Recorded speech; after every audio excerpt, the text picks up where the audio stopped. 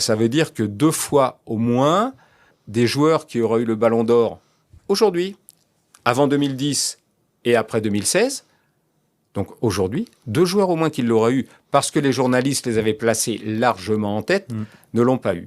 Le premier, c'était l'Hollandais Sneijder. Sneijder, en 2010, il joue à l'Inter Milan.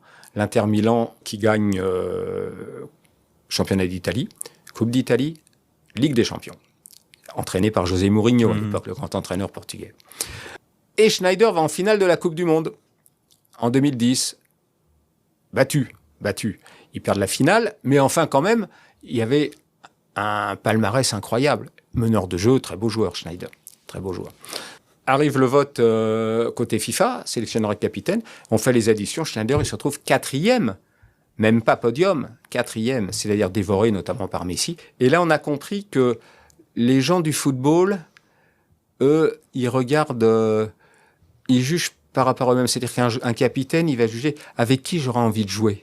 Bah avec Messi, pas avec Sneijder.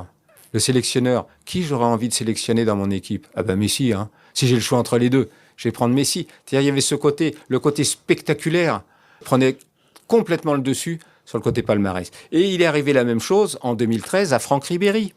Et ça a été un drame pour lui, donc il s'est franchement, psychologiquement, jamais remis.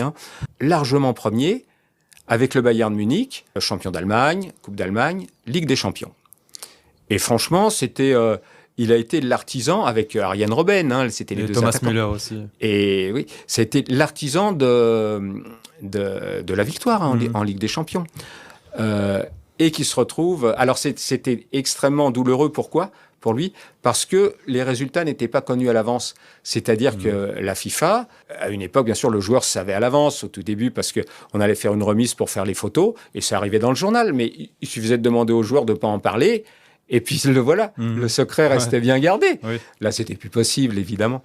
Donc, Ribéry est présent dans la salle, avec Messi et Ronaldo. C'était les trois nominés pour le podium. On le voit d'ailleurs sur son visage au moment où Ronaldo est nommé. On voit la déception de Ribéry lisible. Terrible. Toi, tu penses qu'il aurait mérité ? Ben, c'est pas que je pense qu'il aurait mérité. Je dis juste que si c'était le système qui a existé jusqu'en 2010 et à partir de 2016, ça aurait été lui, puisque les journalistes ont voté pour lui. C'est même pas une question de, je dis pas mérité, je dis juste qu'il l'aurait eu. Ce sont les faits, quoi. Il l'aurait eu. Ouais.